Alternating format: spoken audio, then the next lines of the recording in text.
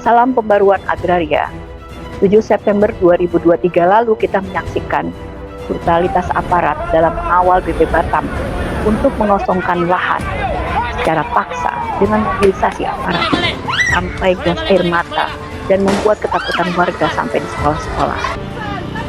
Ini kita sayangkan dan sangat kita kecam karena pendekatan-pendekatan represif masih terus-menerus ditempuh oleh pemerintah ketika mendapatkan protes, ketika model pembangunannya ditolak karena dianggap akan merugikan hak-hak warga.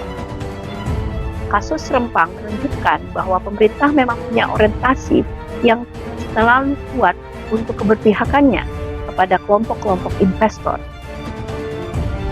Pemerintah lupa bahwa masyarakat-masyarakat Kampung Tua di Pulau Rempang, di Pulau Galang, dan Pulau Galang Baru itu mayoritas sudah memiliki surat keterangan tanah sejak 1930 dan 1980. Surat keterangan tanah itu adalah bukti penguasaan riwayat tanah warga Rempang. Justru anehnya, ketika masyarakat sejak sebelum merdeka sudah menguasai tanah dan tumbuh berkembang, di Pulau Batam justru dianggap tidak memiliki hak atas tanah. Justru BP Batam yang datang belakangan, investor, PT Meg, dan lain sebagainya, itu justru diprioritaskan dan dianggap bahwa wargalah yang menjadi tamu dan harus keluar dari Pulau Rempang. Inilah yang paling aneh dalam sistem agraria di Indonesia. Padahal kalau kita setia kepada Undang-Undang Pokok Agraria, UU-PA memandatkan siapa yang paling berhak atas tanah adalah warga negara Indonesia yang punya itikat baik untuk mengusahakan dan menguasai tanah, menjaga kesuburannya, dan yang sudah bertempat tinggal, tumbuh berkembang puluhan tahun bahkan sebelum merdeka, adalah bukti nyata sejarah penguasaan tanah oleh warga Rempang. Jadi bukan HPL, bukan HGU, bukan HGB, atau pelepasan kawasan hutan yang tiba-tiba mengklaim bahwa Pulau Rempang dan sebagian Pulau Batam itu adalah kawasan hutan. Kawan-kawan semuanya, kalau kita melihat sejarah dari bagaimana BP Batam berada di Pulau Rempang, pada 26 Oktober tahun 1971, Soeharto mengeluarkan Kepres tentang pengembangan pembangunan Pulau Batam menjadi daerah industri.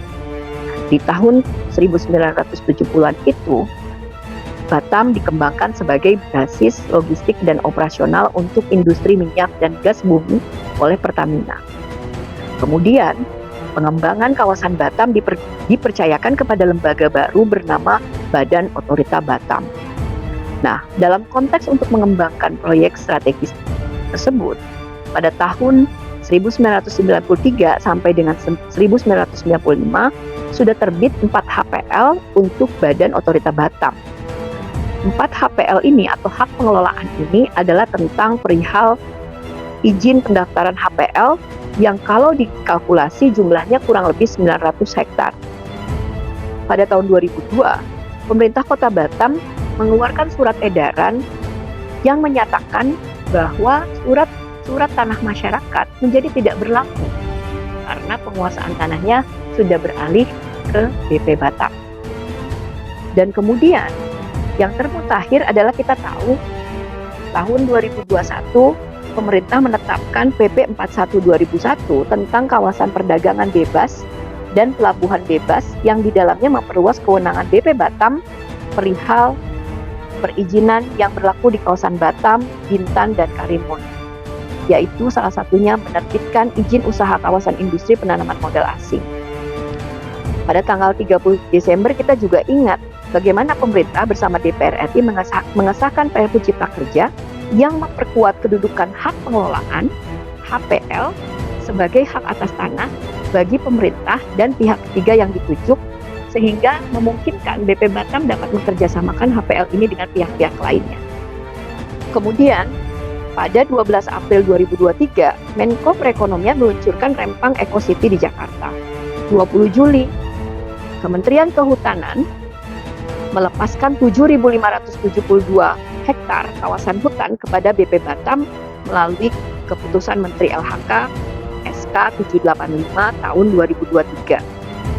Sebelumnya 26 Mei, Tommy Winata bersama Shinji Group bertemu dengan Menko Maritim dan Investasi. 28 Juli, PT MEG menandatangani perjanjian dengan Shinji Group di hadapan Presiden. Tanggal 22 Agustus, Wali Kota Batam bersama Kepala BP Batam menyampaikan rencana relokasi masyarakat yang akan terdampak pembangunan proyek Eco City ini. Kemudian 28 Agustus, Menko Perekonomian menetapkan kawasan Rempang Eco City sebagai PSN. Dan kemudian 6 September mulai bergulirlah isu bahwa masyarakat harus mau direlokasi dan seterusnya. Kita tahu esok harinya, tanggal 7 September, terjadilah pematokan tanah dan pengukuran secara paksa yang di-backing oleh. Jadi kita bisa melihat kasus Rempang ada konflik agraria struktural karena berdampak secara luas dan diakibatkan oleh keputusan-keputusan pejabat publik, kementerian dan lembaga yang secara sistematis dan terstruktur hendak mengeluarkan rakyat warga Rempang dari wilayah hidupnya, dari Pulau Batam. Dengan tata cara yang semacam itu, terjadi sebenarnya kesalahan dari negara bagaimana menghapus hak warga Rempang terhadap hak atas tanah dan sumber agraria lainnya. Timbulnya hak pengelolaan di Pulau Rempang tentu menimbulkan cacat administratif. Kenapa? Karena seharusnya ketika sudah dihuni oleh masyarakat yang bahkan kampung-kampung tua itu telah ada sebelum zaman kemerdekaan, seharusnya tidak timbul HPL. Kemudian juga yang menjadi anehnya, kenapa tiba-tiba ada klaim kawasan hutan di mana warga sudah tumbuh dan berkembang di sana. Kawan-kawan semuanya, dari situlah bisa dilihat bahwa keberpihakan negara, dalam hal ini pemerintah, tetap mengedepankan kepentingan investasi skala besar, kepentingan para investor. Justru menjadi aneh karena BP Batam dan investor seperti Shinji Group ini baru datang belakangan. PT MEG ini baru datang belakangan. Kenapa justru warga yang menjadi warga negara yang tidak punya hak atas tanah? Dan yang disayangkan adalah cara-cara penanganannya yang masih represif dan brutal. Sampai sekarang masih ada warga yang ditahan. Dan narasi-narasi tentang provokator, tentang anti pembangunan ini terus-menerus disebarluaskan sebagai upaya untuk meredam perjuangan warga Rempang. Kalau kita mengingat kawan-kawan semuanya, jika dihitung dari sejak kejadian Rempang sampai dengan tahun 2020, artinya sudah ada 73 ledakan konflik agraria di seluruh wilayah Indonesia yang diakibatkan oleh proyek strategis nasional. Kalau kita mengingat ingatan kita, kasus-kasus PSN itu telah menyebabkan banyak konflik agraria. Di tahun 2021, percepatan proyek strategis nasional PSN ini mencapai 40 kasus ledakan konflik agraria yang mengakibatkan 11.466 hektar terdampak konflik agraria. Kemudian di tahun 2022 tercatat 16 letusan konflik agraria yang diakibatkan oleh proyek strategis nasional. Dan ini adalah peningkatan tajam dibandingkan tahun 2020. Beberapa PSN yang menyebabkan konflik agraria, misalnya di tahun 2021 seperti Sirkuit Mandalika, Kawasan Ekonomi Khusus Jaya Integrated Industrial di Gresik, PLTA di Pinrang, Food Estate di Sumatera Utara, Waduk Lambo di NTT, pembangunan PLTU Muna, proyek cetak sawah baru di Pulau Pisang, Kalimantan, proyek Ibu Kota Negara IKN, tambang pasir Royal Bung Kalis di Sulawesi Selatan, kemudian juga KSPN atau pariwisata premium di Pulau Komodo. Itulah proyek-proyek strategis nasional yang telah menyebabkan konflik agraria dan menyebabkan penggusuran skala nasional.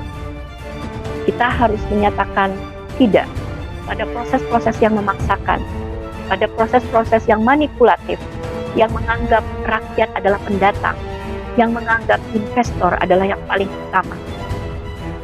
Ini adalah dampak Undang-Undang Cipta Kerja yang paling mutakhir bagaimana Undang-Undang Cipta Kerja dirumuskan sedemikian rupa untuk memuluskan proses-proses pengadaan tanah bagi kelompok-kelompok investasi skala besar, bagi badan-badan usaha skala besar. Dan Rempang adalah korban berikutnya.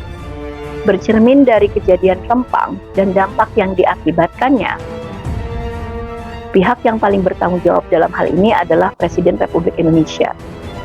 Presiden harus mencabut proyek strategis nasional yang berkaitan dengan pengembangan Pulau Batam, secara khusus Rempang Eco City. Kemudian, Menteri Agraria Tata Ruang dan Menteri Kehutanan juga harus memperjelas duduk perkara status hak atas tanah di Pulau Batam dengan mengedepankan penguasaan tanah dan pemilikan tanah bagi warga Rempang yang sudah beranak pinak bergenerasi hidup sejak sebelum alam kemerdekaan. Akui kampung-kampung tua itu bersama warganya yang mempunyai tanah, bukan investor, bukan BP Batam dan PT MEG yang datang belakangan. Kemudian kita juga harus mendesakkan agar kawan-kawan yang masih ditahan untuk segera dibebaskan tanpa syarat dan dipulihkan nama baiknya beserta hak-haknya sebagai warga negara. Dan kita juga harus menuntut agar pemerintah menghentikan proses-proses pendekatan-pendekatan penanganan konflik agraria yang masih mengedepankan tata cara intimidasi, tata cara represif, mengerahkan aparat keamanan untuk menghadapi warga. Penolakan warga harus disikapi secara bijak dan terbuka. Penolakan warga bukan berarti warga anti pembangunan, tetapi warga sedang mempertahankan hak konstitusionalnya. Untuk itulah, pemerintah tidak boleh defensif atau merubah narasinya seolah-olah warga tidak punya hak sama sekali, bahwa warga sudah setuju dan seterusnya. Untuk itu kawan-kawan semuanya, kita berharap selebihnya adalah tentang pemulihan mental dari warga Rempang yang sudah mengalami intimidasi dan represi. Dan kita menginginkan agar aparat yang masih bercokol di Pulau Rempang dan sekitarnya untuk segera dicabut dan dikeluarkan dari wilayah Rempang. Kondisi harus kondusif lagi untuk memastikan hak atas tanah warga Rempang menjadi yang paling utama. Salam pembaruan agraria.